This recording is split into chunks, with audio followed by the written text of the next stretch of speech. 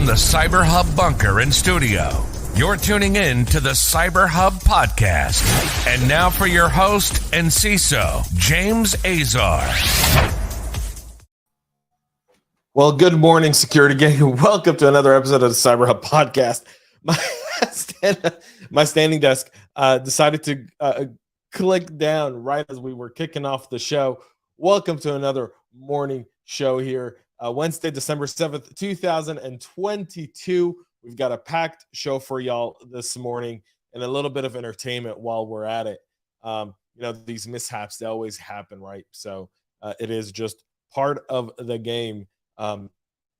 Packed show this morning. A lot of different things to talk about, including an update on the Rackspace outage that we reported on Monday. We now have some confirmation and a statement from Rackspace. We've been able to validate some information that came to us after the show on Monday as well, from a whole slew of folks. So we'll bring you that today, as well as a lot of news around Iran, Russia, and China. So with that being said, let's get started and kick off this morning's show. But before we do, please make sure to subscribe. Find us on your favorite podcast listening platform. If you haven't done so yet, please subscribe. Give us a 5-star rating. You can find us on Apple, Spotify, Google, anywhere you listen to your podcast. Also go to our YouTube channel, CyberHub Podcast, there as well, and our website, cyberhubpodcast.com, where you can find all the latest. A new season of CISO Talk is in the midst, folks. Real excited about this. I've already recorded like 3 episodes and super excited. I hope to be able to drop the first 6 episodes in January. So stay tuned for that. Let's grab my espresso for this morning. Again, just nothing better than a cup of coffee on a Wednesday morning. Coffee cup cheers, y'all.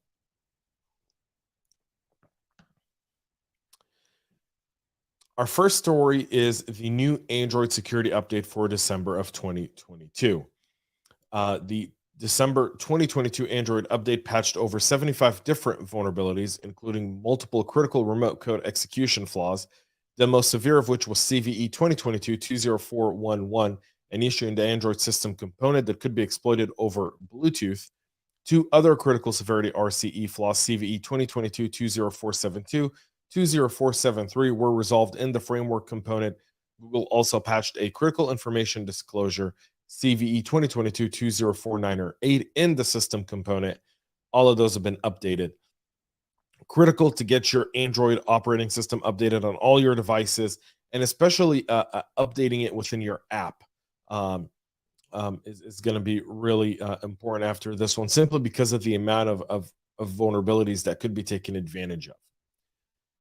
Rackspace says that the reason for their outage was ransomware. Since Friday, the company has been dealing with an outage that took down the Microsoft Outlook web app for thousands of their customers, caused a whole slew of downstream issues. The company, which runs a lucrative business centered on hosting Microsoft Exchange infrastructure, which offers customers Microsoft email, calendar, and contact software. The company said on Tuesday that the ransomware attack affected their hosted Exchange environment, which is the root cause of the service disruption.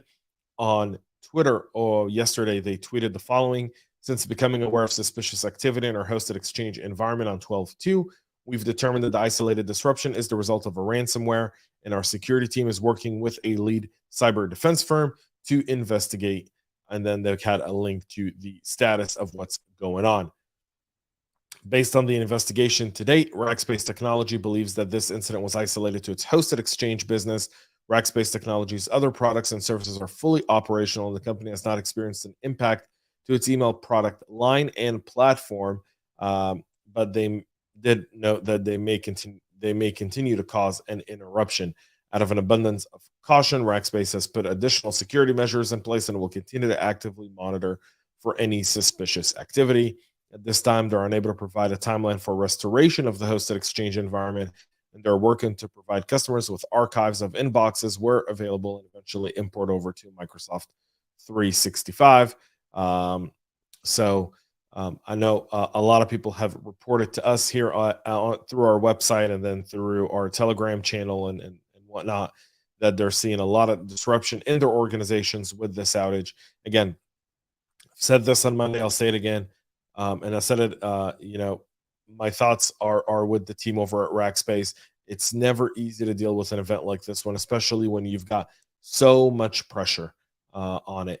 So I can only imagine the hard work they've been putting in to try and get this restored, and we hope they get that done as well. Governor Larry Hogan of Maryland has announced an emergency directive prohibiting the use of TikTok, China, and Russia-based products on platforms in the state government.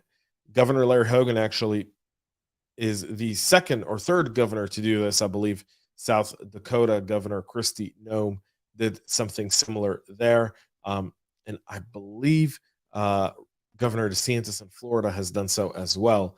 The emergency cybersecurity directive from the state of Maryland is to prohibit the use of certain Chinese and Russian influence products and platforms for the executive branch of state government, including TikTok.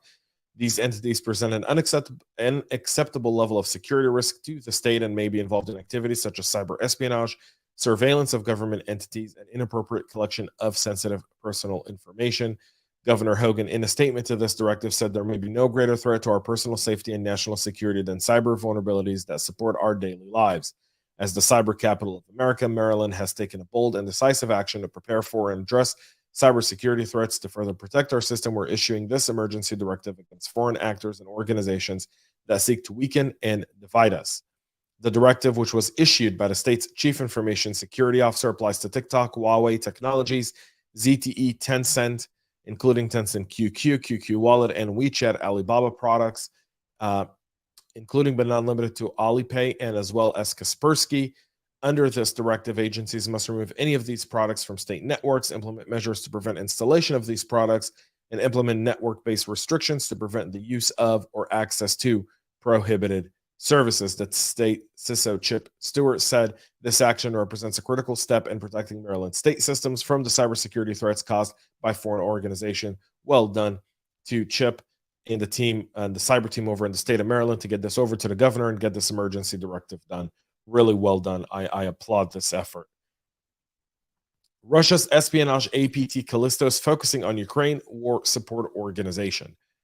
The Russia-linked cyber espionage group known as Callisto has been observed targeting multiple entities that provide war support for the Ukraine, including private companies in the US and Europe. They've been active since 2017. They've been known for a whole slew of activity, but this most recent one is in the run-up and the follow-up to the February 2022 invasion of Russia into the Ukraine. They've shown an increased interest in the Ukraine after the war started and stretching this activity into October of this year. According to PwC, Callisto targeted at least one private Ukrainian company related to logistics while continuing to focus on governmental organizations in Europe and the US. They've targeted at least 10 entities involved in Ukraine support, including 6 private companies in the US and Eastern Europe and 4 NGOs. Most of the targeted private organizations are involved in military equipment, military logistics, or humanitarian support for the Ukraine, including a U.S. company that provides humanitarian logistics and possible tactical equipment to Kiev. Target entities included a military equipment company in Poland, logistics company in the U.S., and Ukraine, a military tactical equipment provider in the U.S., and a cybersecurity firm in Estonia, and a U.S. satellite communication firm, all targeted as part of this malicious effort by Russia to intercept and stop the support that Ukraine is getting, or at least get some intel there as well. Iranian espionage campaigns are targeting journalists, diplomats, and activists, according to the Human Rights Watch organization. The well-resourced and ongoing international campaign has been targeting human rights activists, journalists, diplomats, and politicians working in the Middle East. This is obviously, for those that are not aware, Iran's in the midst of a significant uprising. The people are out in the streets protesting in the masses.